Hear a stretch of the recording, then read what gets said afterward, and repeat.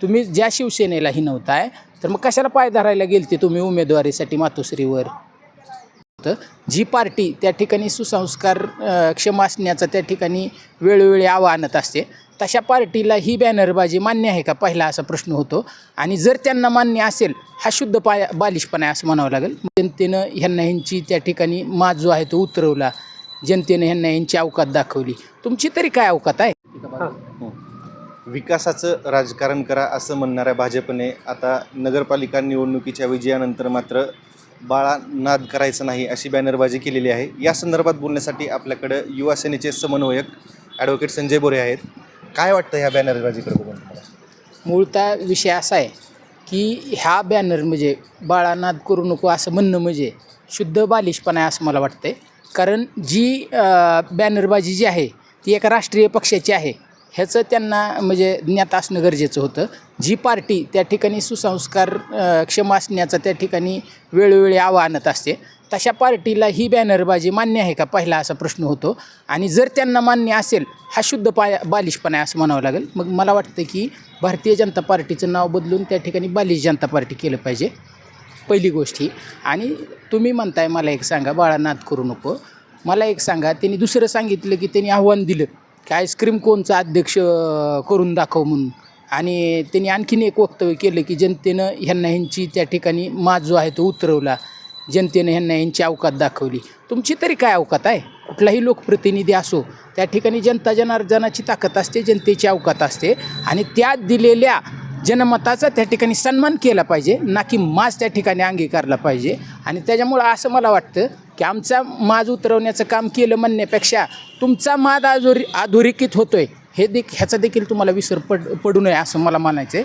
आणि दुसरी गोष्ट, ज्या पद्धतीनं तुम्ही बॅनरबाजीचा उल्लेख केला, तर मला असं वाटतं की बॅनरबाजी करत असताना त्या ठिकाणी अधिकृत परवानगी नगरपालिकेची घेणं गरजेचं असतं. त्या बॅनरवर त्या ठिकाणी म्हणजे स्कॅनर जे आहे ते स्कॅनर देखील तिथं कुठल्याही प्रकारचं दिसून येत नाही.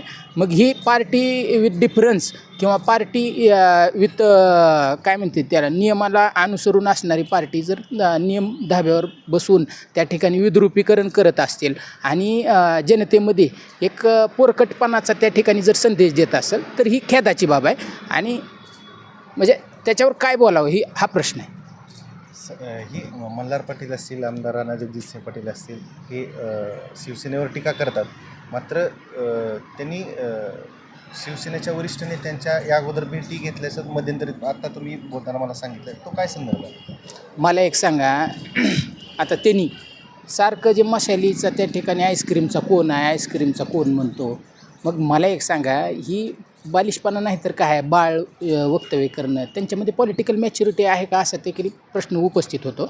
आणि मला वाटतं की चॉकलेट आईस्क्रीमचा कोण, मग मला काय म्हणायचं, आईस्क्रीमचा कोण घे ना मग त्या ठिकाणी तोंडामध्ये. काय ह्याच आईस्क्रीमच्या कोणची दाहकता तुम्हाला त्या ठिकाणी खासदारकीला दिसून आली, आमदारकीला दिसून आली. त्याच्यामुळं मला असं वाटतं, आणि तुम्ही ज्या आईस्क्रीमचा कोण म्हणताय ते धगधगत्या क्रांतीचं प्रतीक आहे मशाल. म्हणजे संयुक्त महाराष्ट्राच्या चळवळीतसुद्धा त्या अनन्यसाधारण महत्त्व आहे त्या म्हणजे चिन्हाचं. त्याचबरोबर तुम्ही जिथं तुमचे वडील आहेत ना उभारलेले, त्या मातेच्या त्या ठिकाणी जर कुठलं घटस्थापना होत असेल तर ती ज्योत आणली जाते, ती प्रतीक आहे मशाल. त्याच्यामुळं त्या मशालीला त्या ठिकाणी जर सपाटात देवीचा पडायचा नसेल तुम्हाला, तर सारखं त्या मशालीचा त्या ठिकाणी अवमान करू नका. आणि दुसरी गोष्ट, तुम्ही ज्या शिवसेनेलाही नव्हताय तर मग कशाला पाय धरायला गेलते तुम्ही उमेदवारीसाठी मातोश्रीवर? गेलाच होतात ना तुम्ही. मग मला सांगा, तुम्ही एका पार्टीमधून दुसऱ्या पार्टीत जात आहे, तिसऱ्या पार्टीमधून. ह्या मशालीचं महत्त्व त्यांनाच कळू शकतंय जी त्या ठिकाणी ED CBI ह्या अशा कुठल्याही यंत्रणाच्या दबावाला बळी पडले नाहीत. काय तुम्ही लगेच शर्ट बदलल्यासारखं लगेच तुम्ही ज्या सन्माननीय शरदचंद्र पवार साहेबांनी तुमचं सगळं पिढ्या अस्तित्व घडवलं, त्यांना तुम्ही बगल दिली, त्यांची साथ सोडली तुम्हाला काय कळणार आहे मशाल? आणि त्याच्यामुळं मला असं वाटतं की तुम्ही कुठल्या आव्हानाची गोष्ट करताय. आव्हान त्यांनीच द्यावं ज्यांची वैयक्तिक त्या ठिकाणी ताकद आहे. मला सांगा, दुसरी गोष्ट तुम्ही म्हणता रडू नका. रडू नका ना. बाळासाहेब ठाकरेंची शिकवण आहे आम्हाला. आम्ही बाळासाहेबांचे शिवसैनिक आहोत. आम्ही रडत नाही तर त्या ठिकाणी लढतो. आणि त्याच्यामुळं आम्हाला सत्तेचे त्या ठिकाणी नामस्ती होती सत्ता ही फक्त आमच्या कधी डोक्यात नव्हती, सत्ता ही जनतेच्या त्या ठिकाणी विकास कामासाठी वापरली जावी ह्या दृष्टिकोनातून आम्हाला फक्त सत्ता हवी होती. दुसऱ्या ह्याच्यामध्ये काय स्वार्थाचा विषय नाही. मल्हार पाटील यांच्यावर जे शिवसैनिक सध्या टीका करतायत सोशल मीडियावर, त्यांना ट्रोल केलं जात आहे, याच्याकडे कसं बघताय? मला एक सांगा, शिवसेनेच्या खासदारांना तुम्ही ट्रोल करताय, बरोबर आहे. तुम्ही एक फेक नेरेटिव्ह जी सेट केला आहे इलेक्शनमध्ये. मला एक सांगा, 2021ला मुदत संपली नगरपालिकेची, तुम्ही 4 वर्ष निवडणुका पुढं ढकलल्या काय. मग मला सांगा, जो विकास कामाचा झपाटा होता, आता भुयारी गटार योजनेच्या बाबतीत जर म्हणायला गेलं तर मला सांगा 59 DP रस्ते जे आहेत काय, जिल्हा नियोजन समितीच्या माध्यमातून 144 कोटी रुपये त्या ठिकाणी मंजूर करण्यात आले. त्याची निविदा प्रकाशित करण्यात आली. मला सांगा 21पासून 25पर्यंत शिवसेनेची सत्ता नाही, परंतु ह्यांनी सारखं सांगायचं की शिवसेनेनं काय केलं, शिवसेनेनं काय केलं, आमदार ह्यांचाच होता, खासदार ह्यांचाच होता, नगरसेवक ह्यांचेच होते. मग मला सांगा 21 ते 25मध्ये प्रशासक जो आहे तो त्या ठिकाणी शासनाच्या आधिपत्याखाली काम करत होता, एक शासनाचा प्रतिनिधी म्हणून. मग मला सांगा तुमचा विकास कुठे गेला होता? तुम्ही एखादी निविदा रस्ते विकास कामाची प्रसिद्ध जी केलेली आहे तिला 18 महिने तुम्ही ओपन होऊ दिलं नाही. 18 महिने ओपन होऊ दिलं नाही. परत नंतर ज्यावेळेस वर्क ऑर्डर झाली त्याला स्थगिती देण्याचं तुम्ही पातक केलं आणि एक फेक नरेटिव्ह असा सेट केला की ह्या बकाल अवस्थेमागं खासदार आमदार आहेत, परंतु जनता ह्यांच्या जो ह्यांनी काय षडयंत्र केलेलं होतं आणि ह्या षडयंत्रामध्ये केवळ भारतीय जनता पार्टी ह्या जिल्ह्यातलीच नाही तर मंत्रालयापासून ह्यांना अभय देण्यात आलेलं होतं. तुम्ही जर बघितलं तर ते पत्रक जे आलं आहे काल स्थगिती उठवल्याचं, मग मला सांगा 18 महिने तुम्हाला का लागला एखादी निविदा ओपन करायला? त्याच्यानंतर कामं सुरुवात झाल्यावर सुद्धा वर्क ऑर्डरला का स्थगिती द्यावी लागली?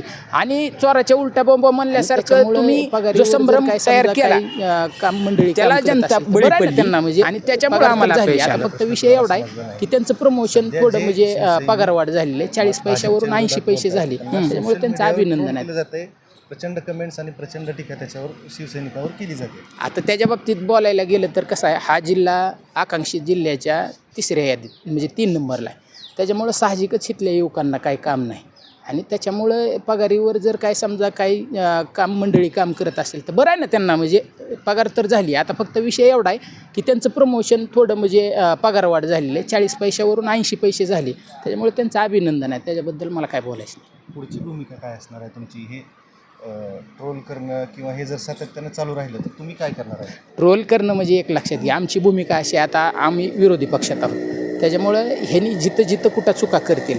आता पहिलीच चूक केली मी तुम्हाला मगाशी म्हणलो की एखादं शहराचं विद्रुपीकरण करण्यामध्ये काय त्यांना स्वारस्य आहे आणि एखादी बॅनर जाहिरात करत असताना त्या ठिकाणी नगरपालिकेची रितसर परमिशन घेतली का, ही देखील त्यांनी घेतली का विचारावं तुम्हीच. आता त्याच्यावर स्कॅनर तर दिसत नाही आम्हाला आणि त्याच्यामुळं वेळोवेळी जिथं कुठं ह्यांनी ही केलेलं आहे, जनतेला वेटीस जिथं धरतील, जनतेच्या काही समजा म्हणजे अनुषंगानं विरोधात ज्या भूमिका असतील त्याला वेळोवेळी उघडं पाडायचं काम आम्ही करू.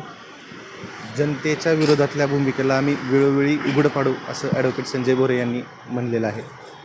आकाश नरोटे, दैनिक जनमत.